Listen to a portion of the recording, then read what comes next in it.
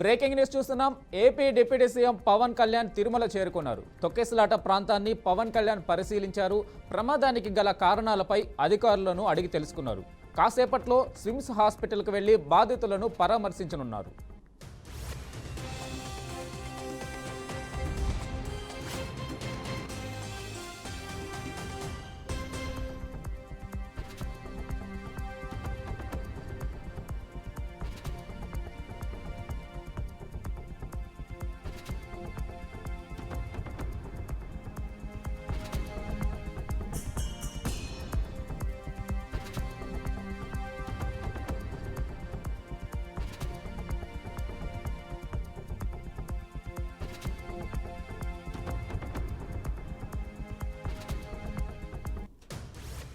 ప్రస్తుతం రియా ఆసుపత్రిలో చంద్రబాబు బాధితుల్ని పరామర్శిస్తున్నారు.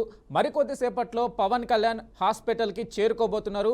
ఇక దీనికి సంబంధించి మరిన్ని విశేషాలు మా ప్రతినిధి గోపీనాథ్ అందిస్తారు. గోపీనాథ్, చెప్పండి.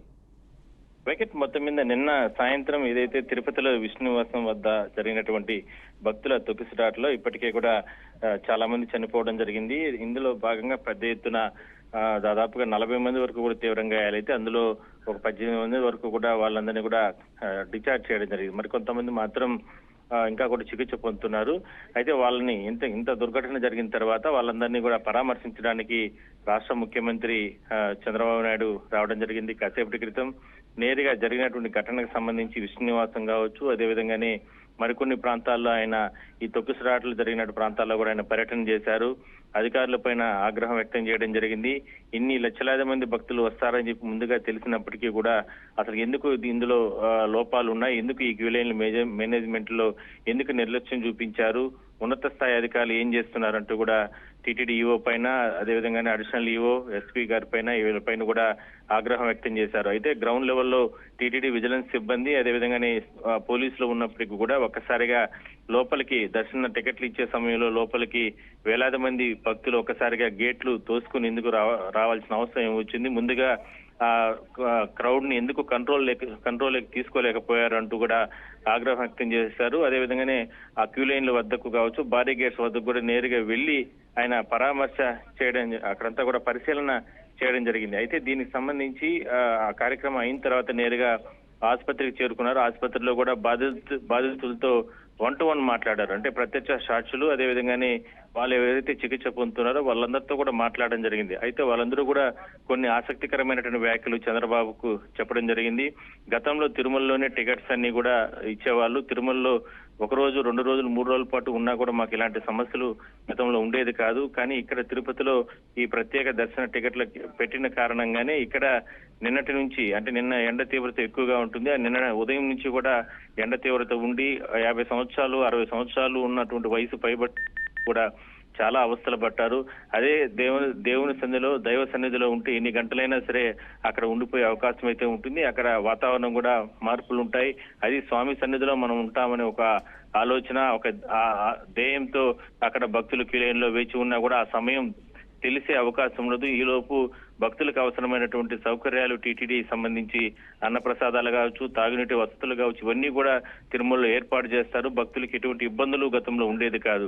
కేవలం గత 5 సంవత్సరాల క్రితం తిరుపతిలో ఏదైతే ఈ దర్శన టికెట్లు, ఈ క్యూ లైన్లు భారీగా ఏర్పాటు చేసి ఈ కౌంటర్లు పెద్ద ఎత్తున ఏర్పాటు చేయడం వల్లనే ఇవన్నీ కూడా ఇక్కడ మొత్తం కూడా ఇవన్నీ చేసిన కారణంగానే ఇక్కడ ఈ రకంగా ఇబ్బందులు పడినట్లు కూడా కొంతమంది భక్తులు, గాయపడినటువంటి చికిత్స పొందుతున్నటువంటి వాళ్ళందరూ కూడా ముఖ్యమంత్రికి చెప్పారు. అదే విషయాన్ని ముఖ్యమంత్రి కూడా భక్తులతో పాటు ఏకీభవించడం జరిగింది.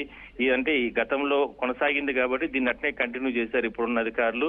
కానీ దీనిపైన పూర్తి స్థాయిలో రివ్యూ చేసి గతంలో, అంటే గత తెలుగుదేశం ప్రభుత్వంలో ఏ విధంగా తిరుమలలో స్వామివారికి సంబంధించి వైకుంఠ ప్రత్యేక దర్శన టికెట్లు కేటాయిస్తారో అదే స్థాయిలోనే భవిష్యత్తులో ఇస్తాం, ఇలాంటిది ఇంకోసారి రిపీట్ కాకుండా చూసుకుంటామంటూ కూడా భక్తులకి భరోసా ఇచ్చారు. మొత్తం మీద ఇంత దారుణమైనటువంటి ఘటన గతంలో ఎప్పుడూ జరగలేదు. కేవలం గతంలో తీసుకున్న నిర్ణయాల కారణంగా వాటిని అట్నే కొనసాగించే విధంగా ప్రస్తుత అధికారులు తీసుకున్నటువంటి తప్పిద నిర్ణయాల కారణంగానే ఈ ఘోర తప్పిదం జరిగిందంటూ కూడా ముఖ్యమంత్రి ఆయన వ్యక్తం చేయడం జరిగింది. భక్తులు కూడా అదే విషయాన్ని ఏకీభవిస్తూ కూడా సీఎంకి చెప్పడం జరిగింది.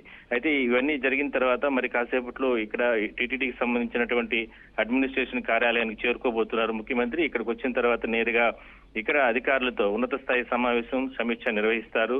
నిన్న మొన్న గత 10-15 రోజుల నుంచి కూడా మీరు తీసుకున్నటువంటి నిర్ణయాలు ఏంటి, ఈ నిర్ణయాల్లో మీ లోపాల కారణంగా ఇవాళ ఇంతమంది భక్తులు చనిపోవడం జరిగింది కాబట్టి ఎవరు ఇందులో బాధితులు ఉన్నారు అనే దానిపైన పూర్తి స్థాయిలో దర్యాప్తు చేయాల్సిందిగా అధికారులు కూడా ఆదేశాలు ఇస్తారు. దాని తర్వాత చర్యలు ఉంటాయి. అయితే ఇప్పటి వరకు కూడా రాష్ట్ర ప్రభుత్వం తరఫున ఇవాళ ఉదయం నుంచి కూడా పెద్ద ఎత్తున రాష్ట్ర మంత్రులు, హోంమంత్రి వీళ్ళందరూ కూడా పెద్ద ఎత్తున చేరుకుని బాధితులకి న్యాయం చేసే విధంగా వాళ్ళని పరామర్శిస్తూ వాళ్ళకు నచ్చజెప్పే ప్రయత్నం చేయడం జరిగింది. గతంలో ఎప్పుడూ లేని విధంగా ఈ రకమైనటువంటి పరిస్థితులు వచ్చాయి కాబట్టి భక్తులందరూ కూడా సమయం పాటించండి. 10 రోజుల పాటు ఇంకా స్వామివారికి సంబంధించి వైకుంఠ ద్వారాలు తెరిచే ఉంచుతారు. ఎవరు ఆందోళన చెందాల్సిన అవసరం లేదంటూ కూడా అధికారులు చెప్తున్నారు. అయితే సీఎం పరామర్శిస్తున్న సమయంలో కూడా కొంతమంది భక్తులు మేము ఇక్కడ డిశ్చార్జ్ అయిన తర్వాత నేరుగా శ్రీవారిని దర్శనం కల్పించండి అంటూ కూడా ఆ సమయంలో కూడా ప్రాణాపాయ స్థితిలో చికిత్స పొందుతున్న సమయంలో కూడా కొంతమంది భక్తులు సీఎం గారిని కోరడం జరిగింది. అదే సందర్భంలో మీరు ముందుగా అంటే మీరు ఆరోగ్యపరమైన కోలుకున్న తర్వాత ఖచ్చితంగా ప్రత్యేక దర్శనం మీకు ఏర్పాటు చేయించి మిమ్మల్ని అందరినీ కూడా స్వామి దర్శనాన్ని సంతృప్తిగా చేయించిన తర్వాత ఇక్కడ నుంచి మేము పంపిస్తాం. అప్పటి వరకు కూడా టీటీడీ బాధ్యత ఉంటుందంటూ కూడా వాళ్ళకి భరోసా ఇచ్చారు.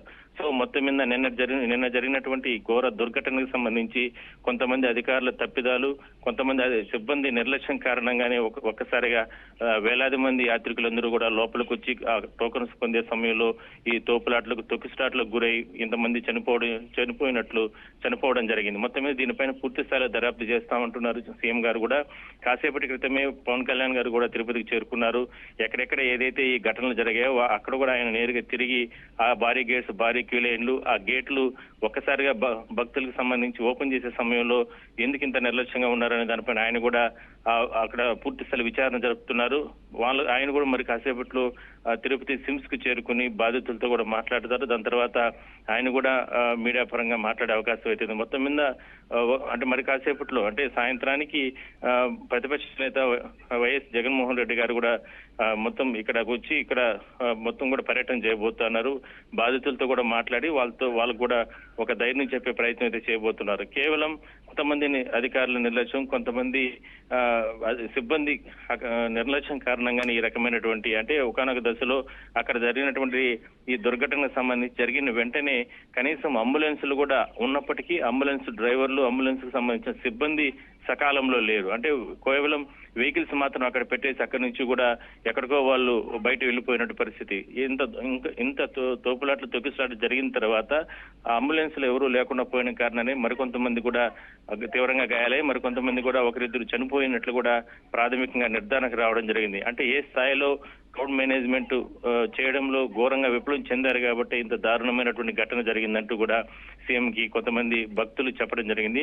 అన్ని కోణాల్లో దర్యాప్తు చేస్తున్నారు. అయితే లక్షలాది మంది భక్తులు అక్కడికి వచ్చిన సందర్భంగా లోపలికి గేట్లు ఓపెన్ చేసే సమయంలో ఎవరి నిర్లక్ష్యం ఉంది, నిజంగానే కొంతమంది సిబ్బంది నిర్లక్ష్యం ఉందా, లేదంటే ఇందులో ఏదైనా సరే కుట్ర కోణం ఉందా, లేదంటే యాదృచ్ఛికంగా జరిగిందా, లేదంటే భక్తులే ఒకసారిగా తోసుకుని లోపలికి వచ్చేసారా, ఇట్లా అన్ని కోణాల్లో దర్యాప్తు చేస్తున్నారు.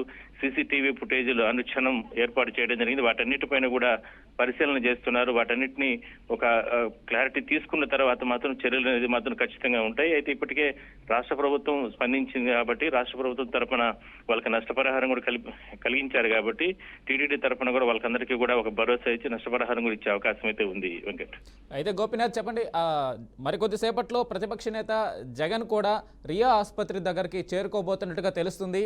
ఆయనకి సంబంధించిన షెడ్యూల్ ఏంటి, ఏ సమయంలో చేరుకోబోతున్నారు, ఈ సమాచారం ఏమైనా ఉందా?